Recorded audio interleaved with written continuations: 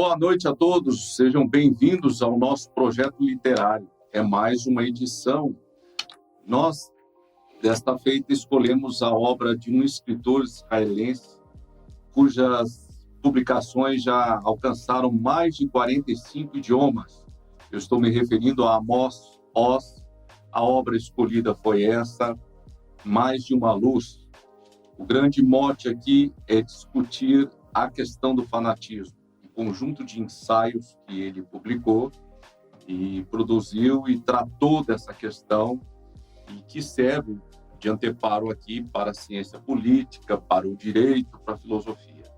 Eu também tenho a honra de contar aqui com a presença de dois professores bastante ilustres aqui na Faculdade de Processos, o professor Gustavo, o professor Samuel, que vieram a contribuir aqui para a nossa discussão, para o nosso debate. Eu, de antemão, já agradeço a presença deles e ressaltando aqui que Amos Oz, ele é um dos maiores escritores israelenses da sua geração. Viveu um tempo no kibbutz, há uma história dele que eu gosto muito, queria compartilhar com vocês, em que ele conseguiu uma licença dentro do kibbutz, que é uma comunidade coletiva lá em Israel, para escrever, porque as pessoas perceberam que ele tinha esse dom. E aí as pessoas perguntavam ali para ele: você escreveu muito hoje pela manhã? Ou você escreveu muito pela tarde? Isso ele disse numa das entrevistas, até quando veio ao Brasil. Ele disse: hoje pela manhã eu não escrevi nada. E as pessoas ficavam assim surpresas, né? Pô, ele teve um tempo aí dedicado para escrever e não produziu nada. Ele disse assim: o meu ofício, muitas vezes, ele parece ou se assemelha ao do vendedor, que tem que acordar cedo, ir ao seu estabelecimento, abrir a loja e esperar os seus clientes chegarem. Tá? Quando eu não escrevo nada, é porque os clientes não chegam, sejam os meus pensamentos. Mas ele deixou aí uma obra monumental, são mais de 40 publicações, eu já disse aqui, em mais de 45 idiomas. É um daqueles escritores que escreveu em hebraico, não é? Já a língua que foi restabelecida por ocasião da fundação do Estado de Israel em 1948. Muito bem, vamos falar um pouquinho sobre fanatismo e tentar contextualizar essa questão, professor. Vamos começar com o professor Gustavo, não é? Professor, pode emitir suas colocações. Obrigado, professor Rodrigo. Boa noite, professor Samuel, caros alunos, comunidade de processos, amigas, amigos. Discutir, conversar, refletir, trazer esse tema à toa, hoje, me parece extraordinariamente pertinente. Ainda que fanatismo não seja um fenômeno novo na história da humanidade, nós poderíamos pensar nas câmaras de gases durante a Segunda Guerra Mundial, nós poderíamos pensar no tempo da Inquisição, nós poderíamos pensar nas cruzadas, nós poderíamos pensar em tantos outros momentos em que nós podemos ver na história da humanidade algumas situações que podem ser caracterizadas como de fanatismo, né? Ainda que não seja, repito, um fenômeno novo, hoje parece ser que os conflitos da humanidade passam muito por esta questão do fanatismo mais do que por problemas estruturais. Não estou dizendo que isto seja de fato desta forma, inclusive pode ser que eu não compartilhe com esta ideia. Mas, como mesmo Oz nos coloca no seu livro, o conflito fundamental da sociedade que já Aristóteles tinha colocado lá na política, que era o conflito entre ricos e pobres, e por isso mesmo Aristóteles nos diz que a melhor forma de governo termina sendo, depois, lá no final da política, termina sendo uma forma de governo que vai misturar a democracia, que no fundo é o governo dos pobres, com oligarquia, que é o governo dos ricos, essa forma que Aristóteles chama de política, né? Esse conflito entre ricos e pobres dentro da sociedade, na verdade, é um conflito bem específico, enquanto que nós encontramos nestes fenômenos de fanatismo uma série de dimensões, de esferas justapostas que permeiam a questão de ricos e pobres, que permeiam a questão de ideologias, seja de esquerda, de direita, que permeiam a questão da religião, qualquer que ela seja, etc., etc. Então, desde o meu ponto de vista, o fanatismo, no fundo, está atrelado, todo fanatismo está atrelado a dois fenômenos que estão absolutamente ligados a todos os aspectos políticos, econômicos e sociais da sociedade. Me refiro ao conceito de ideologia e me refiro ao conceito de utopia. Todo fanatismo tem como fonte uma ideologia ou uma utopia. O que é uma ideologia? Uma ideologia é uma série de ideias que podem chegar a constituir teorias que tentam justificar uma realidade social, política e econômica concreta. A manutenção desta realidade. Já a ideologia são estas mesmas ideias, estas mesmas teorias e estruturas de pensamento que tendem a negar a realidade estabelecida para lançar, não é, uma nova realidade para o futuro. Lembremos que utopia não é nada mais uma palavra grega, da palavra grega topos, que significa lugar, e a partícula u, que é uma negação, portanto, uma utopia é nada mais do que um não lugar, um lugar que não existe. Pois bem, a partir daí, não é que necessariamente toda ideologia seja fanática, não é? E toda utopia seja fanática. Inclusive, nós podemos até pensar nas sutilidades que estas estruturas de pensamento ideológicas ou utópicas podem fazer de benefício, podem trazer de benefício para a sociedade. Possivelmente, não existiria desenvolvimento histórico sem algumas utopias e algumas ideologias também. Mas a questão é que quando estas ideologias e utopias transpassam o limite do fanatismo, então, nesse momento, o fanático vem a realizar, vem a entender que qualquer meio que ele utilizar para preservar a sua verdade ideológica ou utópica em todas as esferas da vida social possível, é nesse momento, quando entende que qualquer meio que seja necessário se justifica para, então, concretizar seu ideal, é nesse momento a ideologia transformou-se em fanatismo e a utopia transformou-se em fanatismo. Essa seria a minha colocação inicial. Para os senhores, daqui a pouco eu posso trazer mais alguma coisa. Ok. Meu amigo Samuel, o que você achou do texto, do livro, do ensaio? Bom, é um livro muito interessante, Gustavo e Rodrigo, mas antes de entrar no livro, eu fui atrás do nome do Amos Oz, né,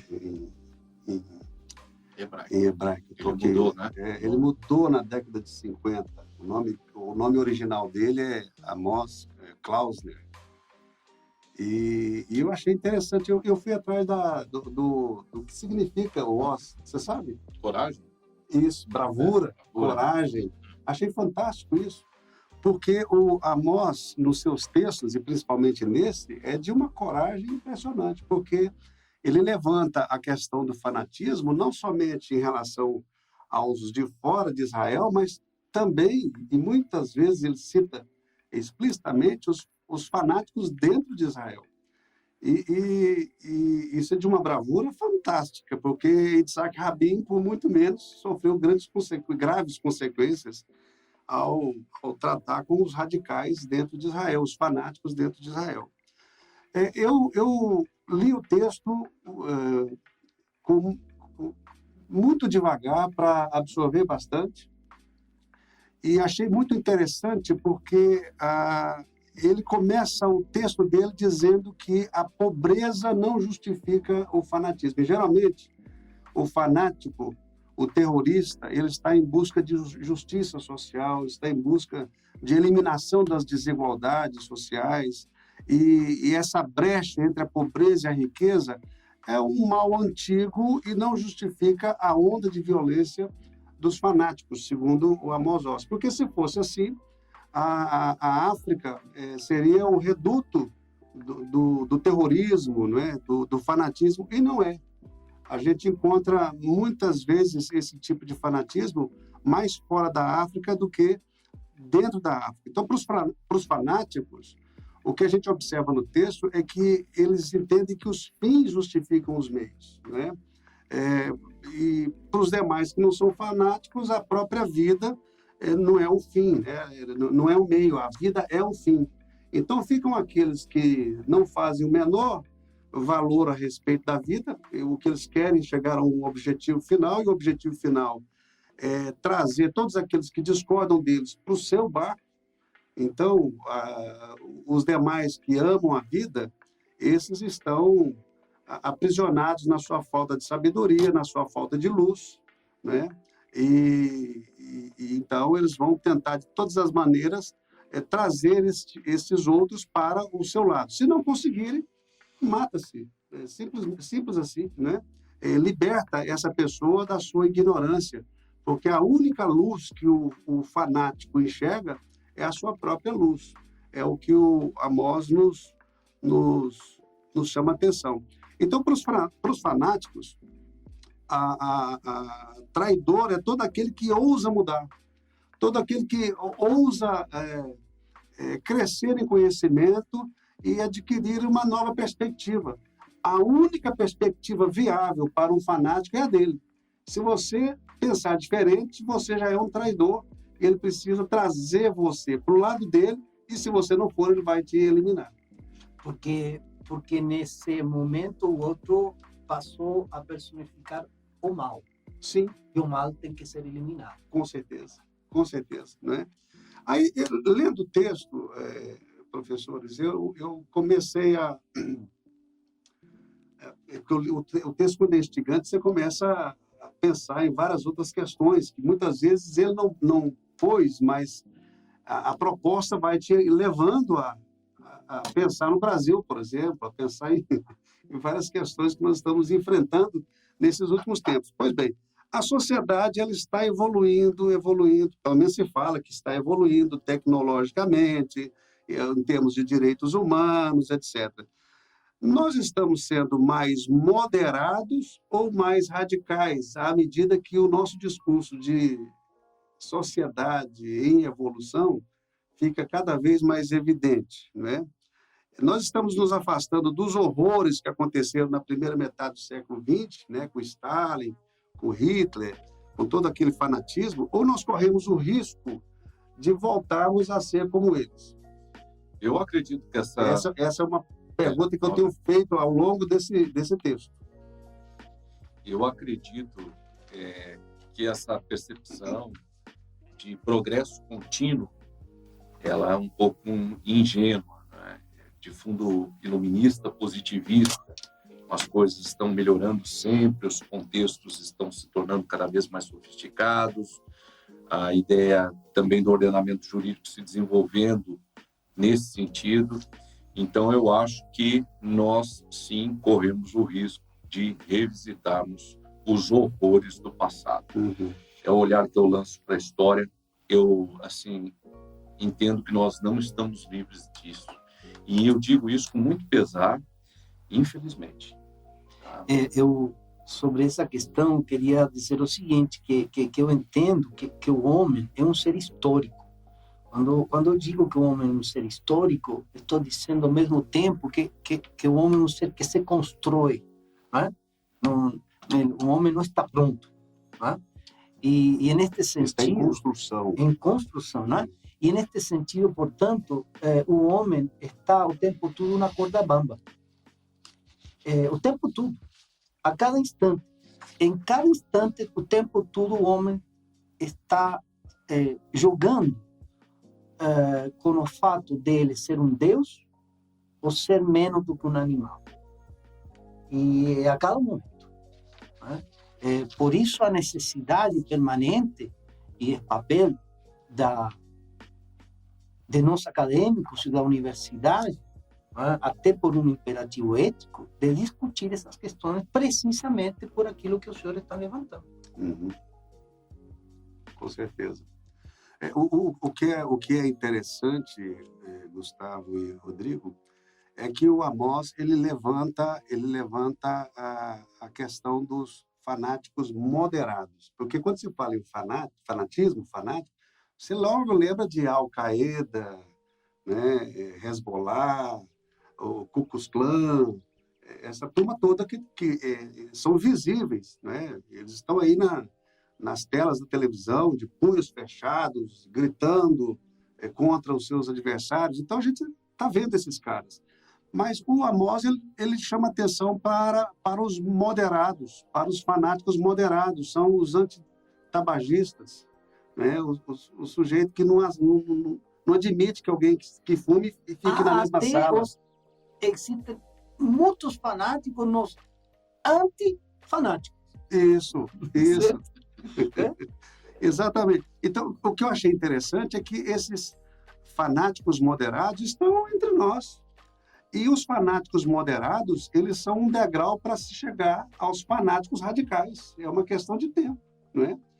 É muito interessante a maneira como o Amós vai discorrendo. Ele mostra que o fanatismo pode...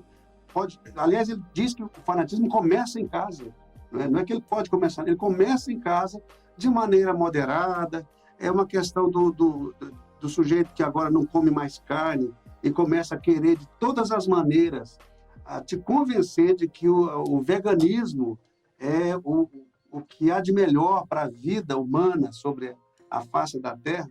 Então, esse tipo de fanatismo moderado, é preciso também a gente ficar atento a isso, né? Porque ele vai nos levar a um fanatismo radical se a gente não tomar certas precauções. E em relação a isso, um aspecto que me chamou muitíssimo a atenção é que você falou, não é? Uma pessoa vegetariana, não é? Ele entende que isso é o correto, não é? E quer trazer você, não é? Para ser vegetariano, não é? Mas só como exemplo, isso pode acontecer em diversos tipos de situações e casos, né? Mas a questão é que Oz nos coloca que é o fundo, né? Traz todo fanático, existe esse sentimento de o amor ao próximo. Isso é uma coisa muito contraditória, né? Ele ama tão profundamente o próximo que quer que esse próximo, né, esteja também no paraíso junto com ele. Precisa salvar. Precisa, exatamente, tem uma questão salvífica aí. Né? É por amor à humanidade que esse cara inicia seu caminho de fanatismo que pode levá-lo à eliminação do outro. Olha que coisa contraditória e terrível. Mas o que eu achei interessante na maneira como o Amós trata o fanático é que ele diz que o fanático ele é um simplista. Ele só enxerga preto e branco. Ele não percebe as nuances, as variações que a vida pode ter, que as opiniões podem ter, as perspectivas multicoloridas que esse mundo nos apresenta. Ele só enxerga preto e branco. Então, para ele, o mundo é um faroeste onde tem o mocinho de um lado e o bandido do outro. Só isso, né? Aliás, ele chega a dizer no livro que o fanático é um homem que só sabe contar até um. Exatamente. Essa frase aqui, vocês vão me permitir até lê-la, né? Revisitá-la aqui. Ela é muito incisiva, ela é emblemática aqui nesse sentido. Todos os tipos de fanáticos tendem a viver no mundo em preto e branco. Isso. Num faroeste simplista de mocinhos contra bandidos. O fanático é, na verdade, um homem que só sabe contar até um. Isso. Isso. Então, isso aqui E quando ele só sabe contar até um, quando ele é muito simplista, ele não tem ideia das implicações, das consequências das suas posições, dos seus atos. Eu não me lembro agora o autor que o Amós cita, mas é alguém que está indo num táxi, você talvez se lembre, e o taxista, que é um fanático, todos os árabes devem ser mortos, e aí o autor que o Amós está citando começa a instigar o sujeito. E aí, você mataria, entra num prédio, mata todo mundo, mata. E quando você sai, você ouve o choro de uma criança de 1 ano, 2 anos, chorando. Todo mundo já está morto, mas você esqueceu o bebê no berço. Você volta para matá-lo ou não? Nesse momento, segundo Amós, o motorista, o taxista, né, ele então fica totalmente inconformado e confrontado com a sua proposta, e ele então diz para o outro: você é uma pessoa muito cruel. Por que ela é muito cruel? Porque ela fez o sujeito fanático começar a imaginar, e não apenas a pensar. E é o que o Amós fala.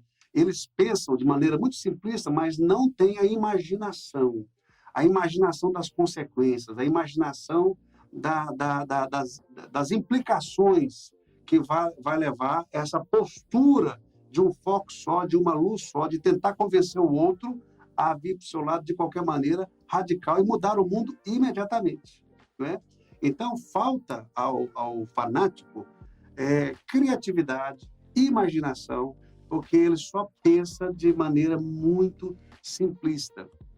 Algo que também... Sendo que a validade, a social e a validade em geral, é cheia de dobras. Tem infinitas dobras. Muito né? complexa.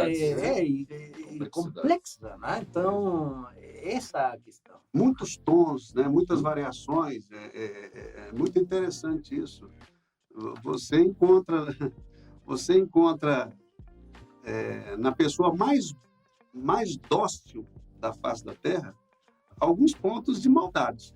E você encontra nas pessoas mais maldosas também muitos pontos de humanidade e de docilidade, que é uma questão de você simplesmente... O Lázaro, por exemplo, aquele Lázaro que foi morto. Cada um de nós, vamos reconhecer, Sim.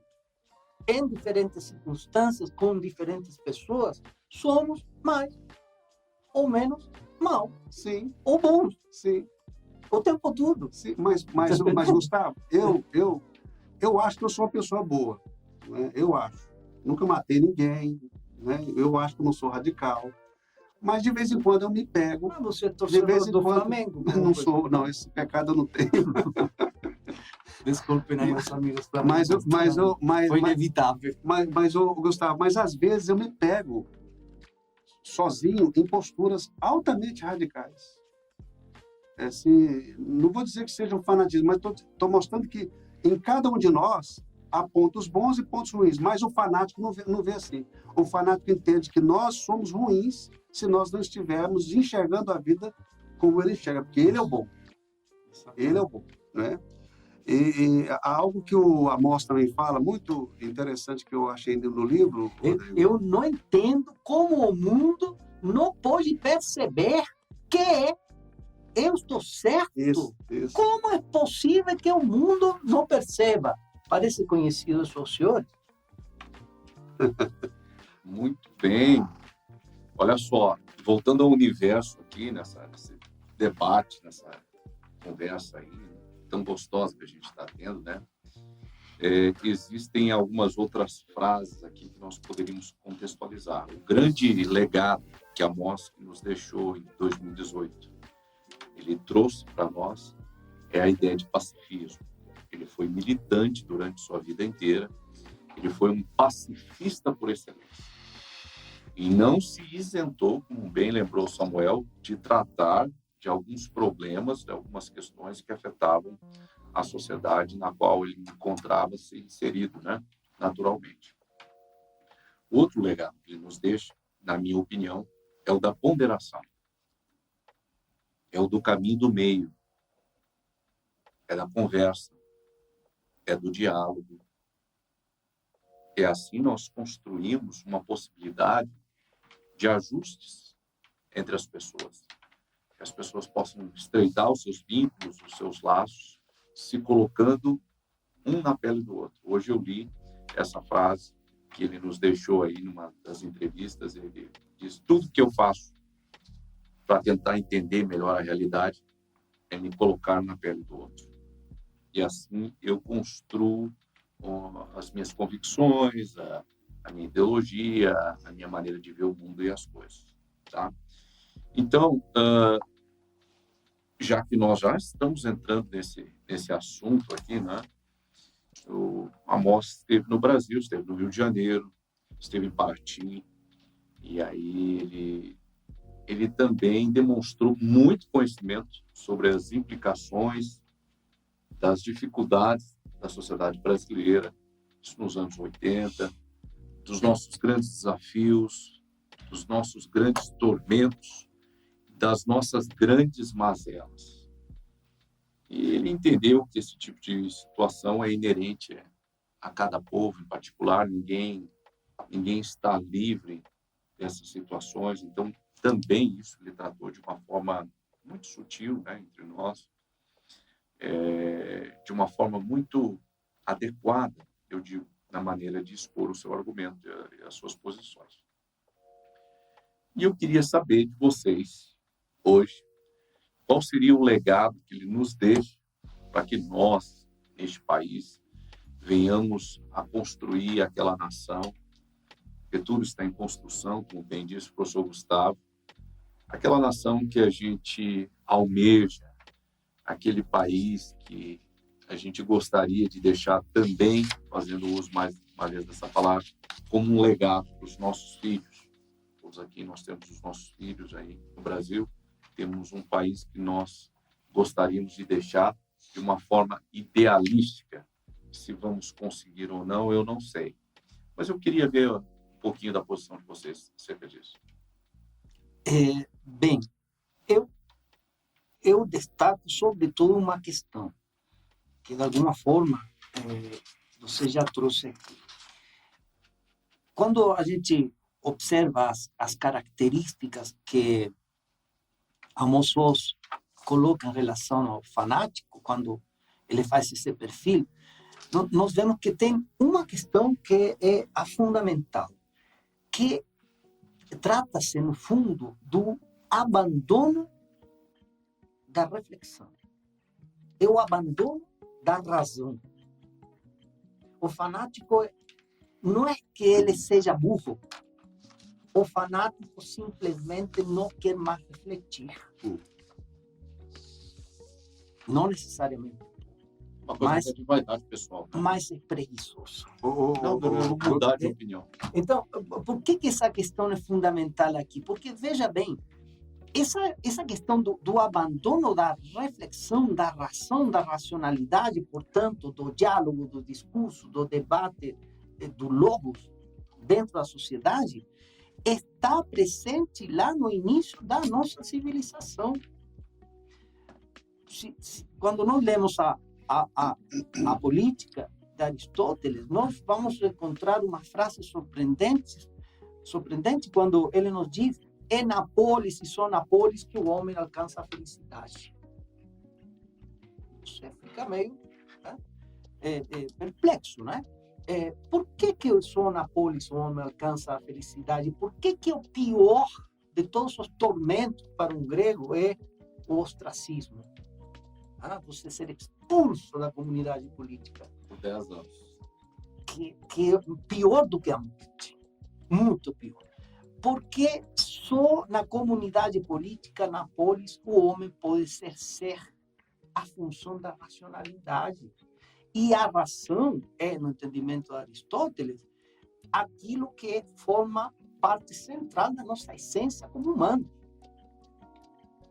Então, nada mais longe da nossa condição de indivíduo da nossa civilização do que abandonar o discurso racional e nos levarmos por fanatismos ideológicos ou utópicos, que muitas vezes nós vemos acontecer nas telas das nossas televisões todos os dias, quando vemos os jornais.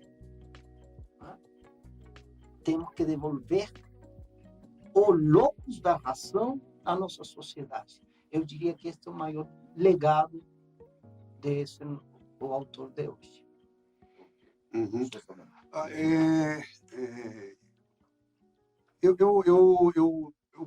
Eu vi que ao final ele faz algumas propostas, algumas vacinas para tentar combater. Estamos na época das vacinas, né? Para tentar combater o fanatismo. E uma das vacinas... É um vírus, né? É um vírus, claro. Uma das vacinas possíveis, e ele chama de vacinas parciais, é a imaginação, nós já falamos aqui. O fanático, ele não tem imaginação, ele segue sem pensar, né? Sem imaginar nas consequências. O fanático, ele é um homem público, ele não é um homem da esfera privada, ele abomina a vida privada. Você não pode fechar as portas, você não pode abaixar a persiana, ele quer tudo em público, que o coletivo é que manda, a ideologia que manda. Você não tem direito de ter a sua vida privada, o seu lazer, é tudo pela ordem social, né? Então, o Amós diz que para combater isso, para combater esse tipo de fanatismo, você precisa, primeiramente, trabalhar com a imaginação, fazer esse sujeito pensar e pensar de uma forma imaginativa. Segundo, ele propõe o humor, que eu achei fantástico. O humor, por quê? Porque o humor tem a capacidade de nos fazer refletir sobre o óbvio de uma maneira diferente. E mais ainda, o humor tem a disposição de fazer com que nós zombemos de nós mesmos. E quando a gente faz isso, a gente reflete sobre um mundo de coisas. Geralmente, o fanático, ele não tem senso de humor. Ele é sisudo. O Amós disse isso. Eu nunca vi um fanático com senso de humor. Isso. Eu estou repetindo o que ele está falando aqui, né? Então, o humor traz consigo o viés que permite enxergar, pelo menos por um instante, coisas já conhecidas, mas sob uma luz totalmente diferente. Então, eu penso que o legado do Amós é mostrar que o fanatismo é um problema grave, mas que há solução para ele. E a solução passa por esse debate que nós estamos fazendo aqui, essa reflexão, passa pela imaginação, passa pelo humor, né? Passa por uma visão pluralista, porque o pluralismo ele trabalha na contramão do fanatismo. O pluralismo são muitas luzes, mais de uma luz, enquanto o fanatismo só tem um foco, só tem uma luz. E se você não vier para o meu lado, eu te mato, porque eu vou te libertar da sua ignorância. Então, o pluralismo, uma nação pluralista, uma sociedade pluralista, ela dá valor às diferenças. Nós não precisamos ser todos iguais, nós podemos ser diferentes e respeitar as nossas diferenças. Eu penso que esse seja um dos grandes legados que o Amós deixa nesse livro para nós, nesse texto precioso para todos nós. Muito bem, muito obrigado. Vocês gostariam de colocar mais alguma coisa? Eu Você me permitiria de só ler aqui uma referência que Amos Oz faz da avó dele, a opinião dela em relação ao conflito entre judeus e cristãos, né? Que eu acho que é fantástico, né? A citação é a seguinte: quando eu era criança, minha avó Shlomit me explicou a diferença entre um judeu e um cristão. Os cristãos, disse vovô, acreditam que o Messias já esteve aqui uma vez e que um dia ele voltará para nós. Nós, judeus, ela disse, acreditamos que o Messias ainda não veio, mas que virá um dia. Essa discordância, observou ela elevando a voz, trouxe ao mundo ódio e raiva, perseguição aos judeus, inquisição, pogroms, assassinato em massa. E por quê? Ela perguntou. Porque não entramos num acordo, todos nós, judeus e cristãos, de simplesmente esperar com paciência para ver o que vai acontecer. Se o Messias chegar um dia e dizer: quanto tempo não nos vemos, estou tão contente de encontrá-los novamente, os judeus terão de reconhecer seu erro. Mas, se o Messias disser quando chegar: How do you do? É um prazer conhecê-los, o mundo cristão terá que pedir desculpas aos judeus. Até lá, ela concluiu, até a vinda do Messias, por que não vivemos e deixamos os outros viverem? Hoje é fantástico. Equilíbrio, mansidão, diálogo, acordo. Exatamente. Bom senso, né? Tudo que não tem no fanático. Tudo que não tem no fanático. Muito bem, meus colegas. Eu só tenho a agradecer a participação do professor Samuel, do professor Gustavo, que já estiveram aqui neste programa, em outras situações. É um projeto da Faculdade de Processos. Nós sempre estamos trazendo um livro para debate. São livros que interessam em inúmeros campos do saber, as disciplinas propedêuticas, as disciplinas profissionalizantes. E agora a dica do mês é Mais de uma Luz, de Amos Oz. Este é mais um dos seus livros de sucesso, conforme eu já disse, demonstrei. Quero agradecer a presença de vocês. Ficam aí convidados a dar continuidade a essas discussões, a essas conversas que nós estamos tendo aqui. Muito obrigado. Mais uma vez agradeço aos meus amigos, tá bom? A gente se encontra no próximo projeto literário. E no próximo semestre, né? Presencialmente. Se Deus quiser. Se Deus quiser. Um abraço a todos. Obrigado, professor, pelo convite. Obrigado, professor Samuel, pelos ensinamentos. Obrigado. Eu que agradeço. Eu que agradeço.